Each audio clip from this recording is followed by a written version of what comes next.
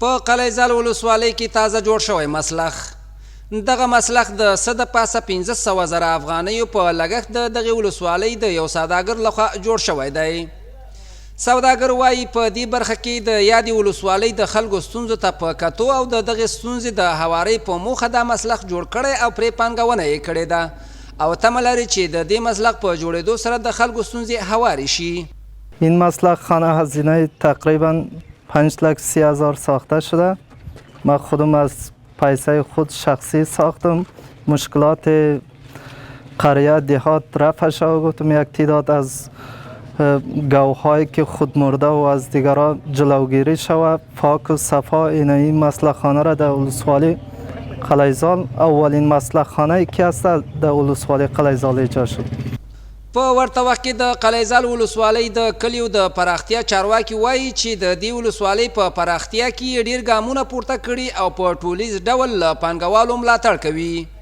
با آمدن امارت اسلامی افغانستان سرمایه گذارا در این کشور و خصوصا در ولسوالی قلیزال زیاد عجله دارند که در این ولسوالی سرمایه گذاری کنند و همچنان ولسوالی وقت همی کشتارگاه در هر جای میشد سرسرک یا از این امراض به وجود می آمد.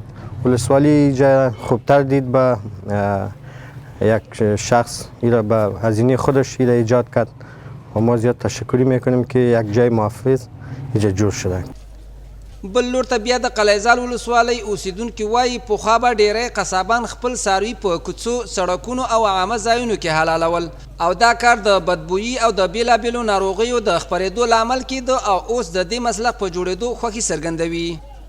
من حیث یک شهروند از ایجاد و ترتیب کشتارگاه و یا به لفظ عامیانه سلخانه بگوییم خب بسیار خرسند هستیم، بسیار خرسند هستیم به خاطر که اول همه حیوانات در جایهایی که بسیار چتلی و مرداریا که جمع شده باشه در همون جایا مثلا ذبح همی شد، اما الحمدلله با آمدن امارت اسلامی همچون فروژه ها همچون سرمایه گذاران سرمایه گذاری میکنن.